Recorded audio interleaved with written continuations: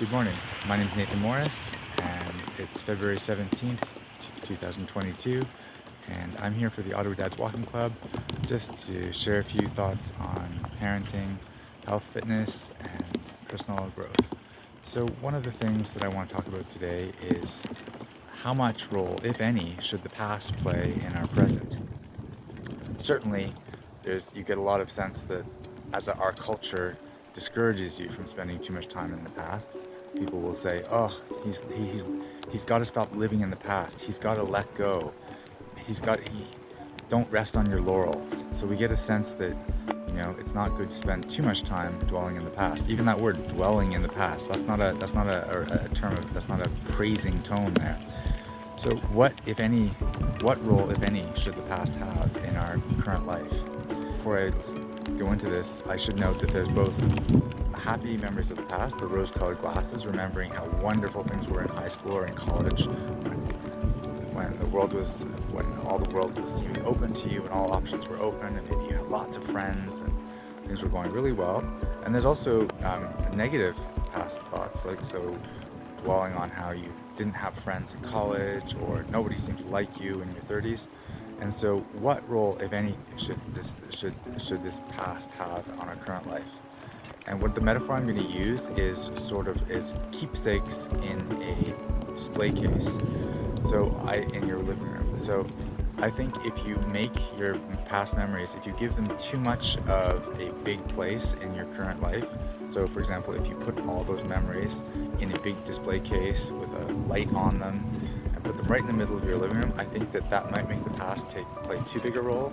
So for example, you know, a person who was captain of the hockey team in 1990, and there's 17 really expanded photos on the shelf.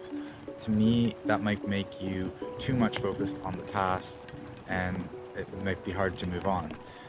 On the other hand, if you had your mementos of that past, if you had them on a small lower shelf, maybe even in a drawer, that in a corner of the living room, they're still there. You can still access them, and from time to time go to them and reflect on them.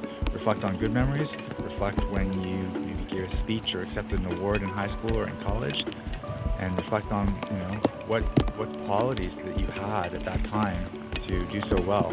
Or you can also reflect on some lonely times or some sad times. But because those mementos are tucked away in a corner, they're not going to be always your focus. And another metaphor that people sometimes use about the past is the driving in the rearview mirror. Yes, you should be checking your rearview mirror to see if there's lots of turned over cars and knocked over pedestrians. You want to check and see what's happening back there, but you mostly want to be looking forward through the windshields and driving forward. So before we all get completely waterlogged on this rainy Thursday morning, I want to move on to the next thing, which is the push-ups. So all the month of February, I am doing 10 push-ups, jogging and 10 push-ups to show commitment to the Ottawa Dads Walking Club goals. And so also it's giving me a good sense of drive and purpose in the mornings. And I've been just adding one a day to my own commitment, just as a fun challenge. So today we're up to 26. I had originally been trying to see how many I could do in a row. It seems I can only do 20, so now I'm breaking them up, 20 and then 6. On to the push-ups.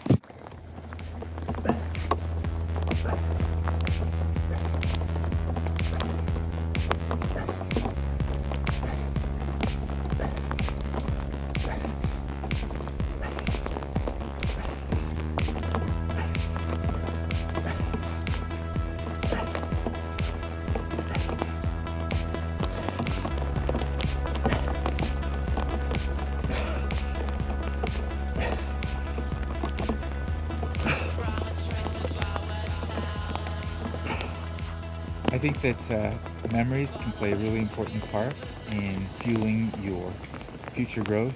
You can remember past you. Maybe you were kinder and more patient in the past. It's good to reflect on that past you. Maybe use it to inspire you. Maybe you had more courage in the past and you just got out there and did stuff. Maybe you can refine that old you again. This is the last 6 push-ups.